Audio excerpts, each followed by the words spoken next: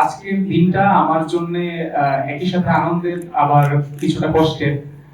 আনন্দ এই কারণে যে হয়তোবা নতুন একটা দায়িত্ব বা একটা বড় দায়িত্ব পেয়েছি, আবার কষ্ট এই কারণে যে এখন একটা দায়িত্বশীল জায়গায় এসেছি যেখানে হয়তোবা সংগঠনের সিনিয়র হয়তোবা আমায় সবার আমার দিকে তাকাবে, আমার দিকে তাকিয়ে থাকবে কোনো বিষয়।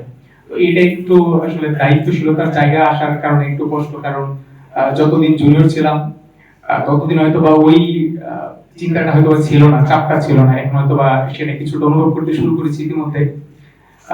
সবাইকে আবারও ধন্যবাদ, এবং আমার সংগঠনের সিনিয়র এবং আমার যারা অনুজ রয়েছে, সহপাঠী রয়েছে, সবাইকে ধন্যবাদ আমার উপর বিশ্বাস রাখার জন্য। এবং আমরা চেষ্টা করব বিশ্ববিদ্যালয় প্রেস ক্লাব গত 7 বছর ধরে যেই বস্তুনিষ্ঠতা এবং সততার সাথে সাংবাদিকতা উপহার দিয়ে গিয়েছে বিশ্ববিদ্যালয়কে তথা দেশকে, সেই ধারাবাহিকতা যেন বজায় থাকে। বিশ্ববিদ্যালয় পর্যায়ে সাংবাদিকতা করা অনেক সময় জাতীয় পর্যায়ে করার সাংবাদিকতা করার চেয়ে অনেক বেশি কঠিন এবং জটিলতর। এই ব্যাপারটা আসলে বিশ্ববিদ্যালয়টা কিন্তু আলাদা কোনো রাষ্ট্রের চেয়ে আলাদা কোনো কিছু নয়, বরং আমরা বিশ্ববিদ্যালয়কে রাষ্ট্রের মধ্যে আরেকটা রাষ্ট্র হিসেবে কল্পনা করতে পারি। তো একটা রাষ্ট্রের ভিতরে জাতীয় পর্যায়ে সাংবাদিকরা যেভাবে কাজ করেন, ঠিক বিশ্ববিদ্যালয়ের ভিতরে সাংবাদিকরাই ঠিক তেমনভাবেই কাজ করেন, এবং তেমনভাবে তাদের কাজ, তাদের চাপ, তাদের ঝুঁকি সব কিছুই খুব ক্লোজলি কানেক্টেড। সেই নিয়ম অনুযায়ী আমাদের নতুন কমিটি ঘোষণা হবে আজকে। প্রেস ক্লাবের সাথে যাত্রা শুরু হয় আমার 2022 সালে। 2022 সালে যখন আমি প্রেস ক্লাবে আসি, তখন একদিন হুট করে অঙ্কুর ভাইয়ের সাথে কথা, ভাই আমাকে অনেকক্ষণ কথা হলো, পরে ভাই আমাকে সাংবাদিকতা নিয়ে অনেক কিছু বললো। পরে আমি ভাইকে বললাম, ভাই আমি তো এখনো শিওর না সাংবাদিকতা করবো কিনা, তো আমি শিওর হলে পরে করি। ভাই আমাকে বলছে সমস্যা নেই, তোমার শিওর হতে হবে না, তুমি আমাদের সাথে কাজ করো, যদি ভালো লাগে থাকবো, না হলে। এই যে ভাইয়ের একটা কথায় আমি এসেছি, আর ফিরতে পারি নাই। এখন প্রেস ক্লাবটা হয়তো আমার সারা জীবন আমার সাথে থেকে যাবে। তো এটা আমার জন্য একটা বড় পাওয়া। প্রেস ক্লাবে আসাটা আমি বলবো ভার্সিটি লাইফের আমার একটা বড় পাওয়া। এটা আমার এবং এই প্রেস ক্লাবের সাথে আমি থাকতে চাই সবসময়। আমরা প্রেস ক্লাব সবসময় বস্তুনিষ্ঠ কাজ করার চেষ্টা করি। আমরা কখনোই কোনো অপসাংবাদিকতার আশ্রয় নিই না। আমরা মিথ্যা তথ্য, বিভ্রান্তিমূলক কোনো কিছুই করি না। আমরা যেভাবে আমাদের সিনিয়ররা আমাদের যে উদ্দেশ্যে শুরু হয়েছে, সেই উদ্দেশ্যই আমরা যারা নতুন যারা আসবে, এখন যারা আছে, ভবিষ্যতে যারা আসবে, সেই উদ্দেশ্যে সবাই কাজ করবে এবং সবাই কাজ করে যাচ্ছে। আশা করি এই ধারাটা নতুন যারা আসবে দায়িত্বে, তারা ওই ধারাটা অব্যাহত রাখবে, সে আশাবাদ রাখছি। এ পর্যায়ে আমরা আমাদের কমিটি ঘোষণার পালা। আমি সম্মানিত রেজিস্ট্রার মহোদয় স্যারকে অনুরোধ করবো কমিটি ঘোষণা করার জন্য।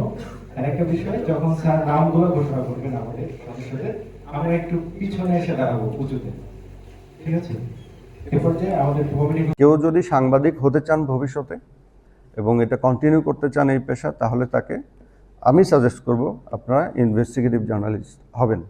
ইনভেস্টিগেটিভ জার্নালিজমই পারে সোসাইটিকে বদলে দিতে। ইনভেস্টিগেটিভ জার্নালিজমই পারে রাষ্ট্র ক্ষমতাকে বা ক্ষমতাসীনকে চ্যালেঞ্জ করতে, প্রশ্ন করতে, বা তাদের ভুলটা বা তাদের করাপশন, তাদের ভুল নীতি সেটাকে তুলে আনতে এবং সংশোধন করতে বাধ্য করে, যাতে দেশের কোটি কোটি মানুষ উপকৃত হয়।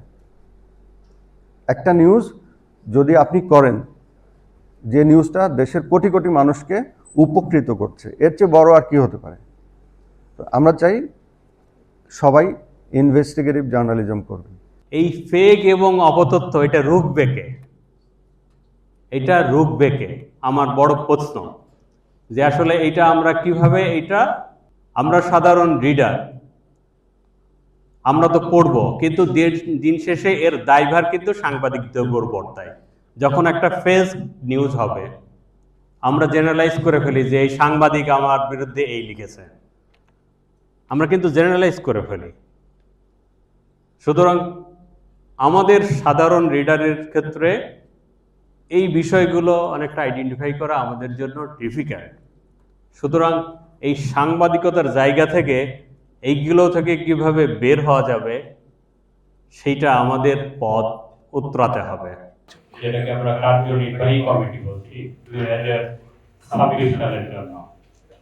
তো আমি এক এক করে নাম ঘোষণা করছি। প্রথমে কার্যকরী সদস্য আছে 4 জন। মোহাম্মদ শাহাদত হোসেন, দেশ রূপান্তর। ইকবাল মাহমুদ, দূরবীন নিউজ। মোহাম্মদ আবু তাহের, দেশকাল নিউজ। ইশতিয়াক আহমেদ শ্রাবণ, ফটোগ্রাফার। অর্থ সম্পাদক রেফায়েত আলম রাফি, দ্য নিউজ। দপ্তর প্রচার ও প্রকাশনা সম্পাদক শানজাদা আলম অর্পা, স্বদেশ প্রতিনিধি। সহ সাংগঠনিক সম্পাদক সাবিনা গাজী এমি, সংবাদপত্র। সাংগঠনিক সম্পাদক আশরাফুল আলম, সময়ের আলম। যুগ্ম সাধারণ সম্পাদক জান্নাত জাহান জুই, দ্য কান্ট্রি টুডে। সাধারণ সম্পাদক মোহাম্মদ রোহান সিদ্দিকী, এনটি। সহসভাপতি আমিরুল ইসলাম বাপন, দৈনিক অধিকার। এবং সভাপতি হিসেবে মনোনীত হয়েছেন জিহাদুজ্জামান জিসান, দৈনিক আলো। আমি আমার পক্ষ থেকে এবং উপদেষ্টা মণ্ডলীর পক্ষ থেকে এবং বিশ্ববিদ্যালয় পরিবারের পক্ষ থেকে এই নবনির্বাচিত কমিটিকে অভিনন্দন এবং শুভেচ্ছা জ্ঞাপন করছি।